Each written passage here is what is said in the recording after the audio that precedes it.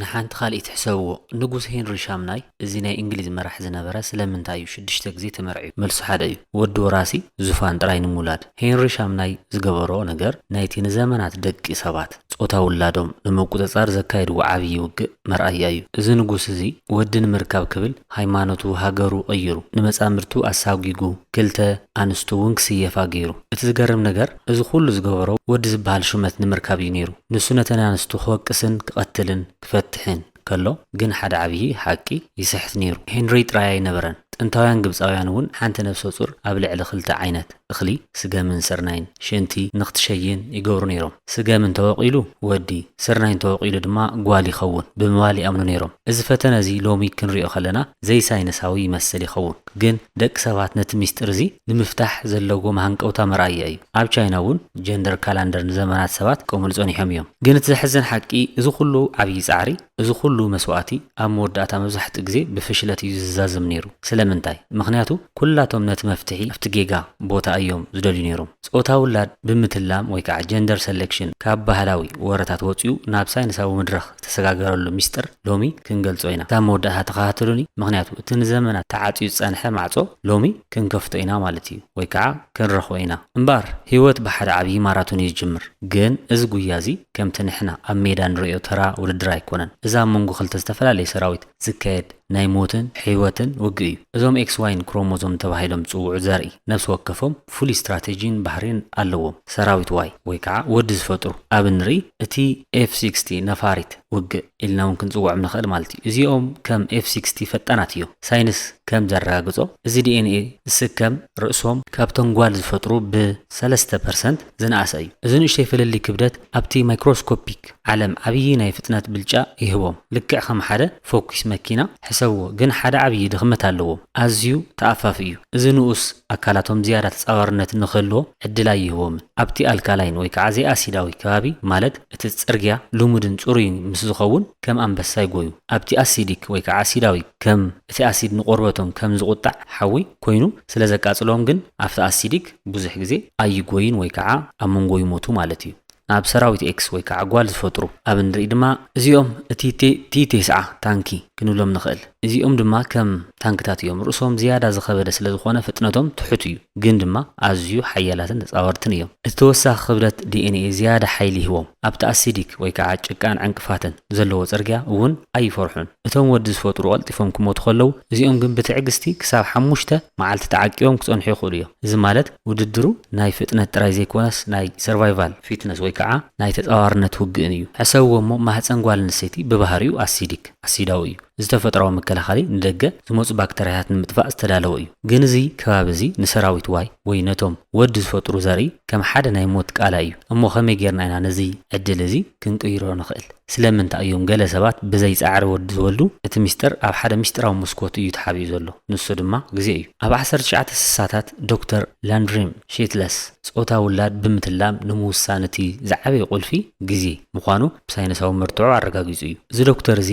ነቲ ናይ ጉያ ፍጥነት ወይ ከዓ ናይ ተጻዋርነት ዓቕሚ ንዘለዎ ፍልሊ ብምጥቃም ኣብ ሳይንስ ተዋልዶ ዓብይ ለውጢ ምጽኡ እዚ ናይ ለንደን ሼትለስ ቀመር ማለት እዩ ወዲ ንኽወልድ ዝደሊ እንታይ እዩ ዝብል ወዲ ክትወልድ እንተደሊኹም ርክብ ኣብታ መዓልቲ ወይ ከዓ ኦቭሌሽን ወይ እንቁላሊሕ እትወፅሉ ዕለት ክኸውን ኣለዎ ይብለና ስለምንታይ እንተኢልና ምክንያቱ ኣብዛ መዓልቲ እዚኣ ሰብነት ጓል ኣንስተይቲ ሓደ ተኣምር ይገብር እቲ ጽርግያ ወይ ከዓ እቲ ማህፀን ኣብ ኣሲዲክ ባህሪኡ ተላቂቑ ናብ ልሙድ ኣልካላይን ወይ ከዓ ልሙጽ ይቕየር እዚ ኬሚካል ለውጢ ነቶም ፎኮስቲ ዋይ ስፐርም ልክዕ ከም ሃይወይ ይኾነሎም ቀልጢፎም ጎዮም ነቲ እንቁላሊሕ ይረኽብዎ እታ እንቁላሊሕ ቅድሚ ምውፃእ ርክብ እንተተገይሩ እቶም ወዲ ዝፈጥሩ ዘርኢ ክሳብ እታ እንቁላሊሕ ትመጽእ ክጽበዩ ዓቕሚ ይብሎም ይሞቱ እዮም ስለዚ ወዲ ክትወልድ እንተደሊኹም ርክብ ካብታ መዓልቲ ወይ እንቁላሊሕ ትወፅሉ ዕለት ኣብታ መዓልታሳ ክኸውን ኣለዎ ማለት እዩ ጓል ክወልድ ዝደሊ ሰብ ድማ ወይ ከዓ ጓል ክትወልዱ ትደልዩ ስድራ ድማ ካብ መዓልቲ ኦቭሌሽን 2 ወይ እስካብ 4 መዓልቲ ኣቐዲምካ ርክብ ምክያድ ይምከር እዚ ስልቲ እዚ ፍጹም እዩ ግን ሓደ ዓብይ ጸገም ኣሎ እታ መዓልቲ ተዘጋጊኹም እቲ ውጽኢት ሙሉእ ብሙሉእ ይገላበጥ እዩ ብዙሓት ሰባት ኦቭሌሽን መዓልቲ 14 መዓልቲ እዩ ጥራይ ኢሎም ይሓሱ እዚ ግን ዓብይ ጌጋ እዩ ሰብነትኪ ሓቀኛ መግለጺ ናይ ግዜ ክህበኪ ከሎ ንስኺ ግን ምልክታት ከተንብብ የለኪ ስለዚ ከመይ ጌርና ኢና ነቲ ሰብነትና ዝህበኪ ምልክታት ከም ሓደ ኺኢላ ላቦራቶሪ ክነንብቦ ንኽእል እንተይልክን ቀዳማይ ቅድም ዝኣገረ ማለት እዩ ሰብነትኪ ትዛዕበየ ላቦራቶሪ እዩ ነዘን ሰለስተ መንገድታት እውን ትክተልየን ይለቦኪ ቀዳማይ ሰርቫይካል ሙኮሳ ወይ ከዓ ፈሳሲ ማህፀን እዩ እዚ እቲ ዝቐለለን ዝበለፀን ምልክት እዩ መዓልቲ ኦቭሌሽን ምስ ቀረበ እቲ ፈሳሲ ልክዕ ከም ጻዕዳ ክፍሊ እንቁላሊሕ ወይ ከዓ ኤግ ዋይት ተለጢጡ ወይ ከዓ መለግለግ ዝብልን ንጹህ ከምኡ ድማ ዋሓዚ ይኸውን እዚ ፈሳሲ እዚ ነቶም ዘርኢ ከም ንዳድ ኮይኑ የግልግል ጥራይ ዘይኮነ ነቲ ኣሲዳዊ ከባቢ ናብ ኣልካላይን ንኽቕየር ዓብዪ ተራ ይፃወት እዚ ምስ ዘርኢ ወይ ከዓ እቲ ኣልካላይን ዊንዶው ወይ መዓልታዊ ወዲ ተኸፊቱ ኣሎ ማለት እዩ ካልኣይ ባዛል ቦዲ ቴምፕሬቸር ሙቐት ሰብን እዚ ማለት ሙቐት ሰብነትኪ ቅድሚ ዓራት ምውፃእኺ ወይ ከዓ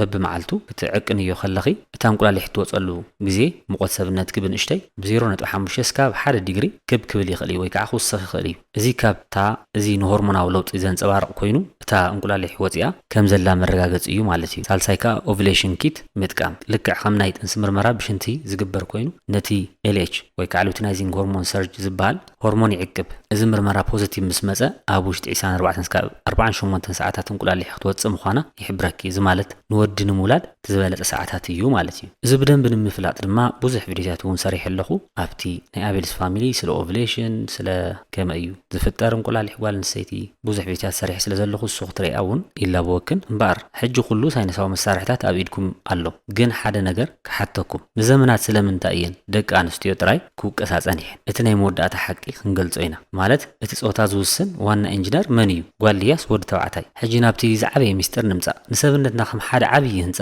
እንተወሲድናዮ ነብሰ ወከፍና ንድፈ ወይ ከዓ ብሉፕሪንት ናይ መንነት ካርድ ኣለና ነዚኦም ድማ ክሮሞዞም ንብሎም ኣደ ወትሩ ሓደ ዓይነት ንድፊ ጥራይ እያ ዘለታ ንሱ ድማ ካርዲ ኤክስ እዩ ኣቦ ግን ክልተ ዓይነት ንድፊ ሒዙ ይዘውር ካርዲ ኤክስን ካርዲ ዋይን ቅድሚ ናብቲ ውህደት ወይ ከዓ ከመይ እዩ ዝሰርሕ ቅድሚ ምርኣይና ግን በዚ ነገር እዚ ብዙሕ ታሪክ እውን ሰሚዕኹም ትኮኑ ትኽእሉ ኢኹም ብዙሕ ነገራት እውን ኣብ ሂወት ኣጋጢሙ ይኸውን እዩ ብዘይ ምውላደን ኣንስቲ ተገፊዐን እዚኣ ኣይትወልድን እያ ወዲ ኣይትወልድን እያ ተባሂላ ከምቲ ሄንሪ ዝገበሮ ማለት እዩ ብዙሕ ስድራ ተፋቲሖምን ብዙሕ ፀገማት እውን ስዒቡ እዩ ግን እቲ ሓቂ ከም ዝስዕብ እዩ እምበኣር ናብቲ ውህደት ክወስደኩም ከለኹ ኣቦ እንታይ ኢለ ነይረ ማለት እዩ ኤክስን ዋይን ይሕዝ እታ ጓል ኣንስተይቲ ከዓ ኤክስን ኤክስን ክሮሞዞም ትሕዝ ማለት እዩ ኣቦ ካርዲ ኤክስ እንተሂቡ ምስቲ ኣደ ኤክስ ይተሓወስ እሞ ኤክስ ኤክስ ይኸውን እዚ ማለት እቲ ህፃን ጓል ይኸውን ማለት ጓል ትኸውን ማለት እዩ ኣቦ ካርድ ዋይ እንተሂቡ ምስቲ ናይ ኣደ ኤክስ ይተሓወስ እሞ ኤክስ ዋይ ይኸውን እዚ ማለት ድማ ወዲ ይኸውን ስለዚ እቲ ጾታ ዝውስን ዋና ኢንጂነር ኣቦ እዩ እምበኣር ንሰብኡት ዝኸውን ወሳኒ ምኽሪ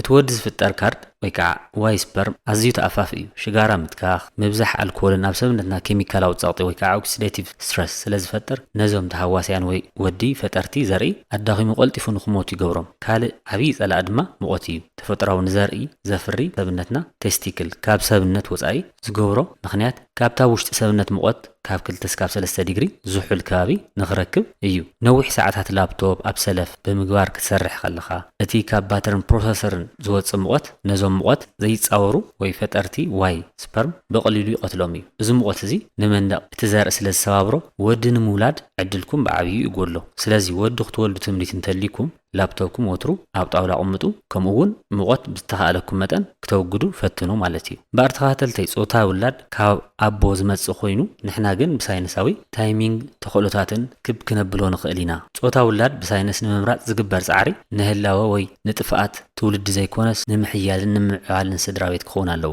ግን ክንርስዖ ዘይብልና እቲ ዓብዪ ሚስጥር ጾታ ውላድ ወዲ ይኹን ጓል ልዕሊ ኩሉ ፀጋን በረከትን ፈጣሪ እዩ ጀግና ጓል ን10 ወዲ ትትክእ እያ ጀግና ወዲ ድማ ኩርዓት ስድራ ቤት እዩ ንሕና ብሳይንስ ክንፅዕር ግቡእ እዩ ውፅኢት ግን ወትሩ ብፍቕሪ ክንቅበሎ ይግባእ ንስኹም ከብዚ ጉዳይ እዚ እንታይ ተመክሮ ኣለኩም ኣብ ኮመንት ኣካፍሉኒ ጥዕና ስድራ ቤትኩም ንምሕላው ብፍልጠት ተዓጠቑ ነዚ ቻናል እዚ ንኣቤልስ ፋሚሊ ሓድሽቲ ትኾንኩም ከዓ ሳብስክራይብ ገበሩ ከምዚ ዓይነት ትሕዝቶን ወሳኒ ዝኾነ ንጥዕና ዝቐርበሉ ቻናል እዩ ስለዚ ብካልእ ተመሳሳሊ ትሕዝቶ እስካብ ንራኸብ ኣብ ዝፈለየኩም ሰላምን ጥዕናን ንዓኹም ሰናይ ቅነ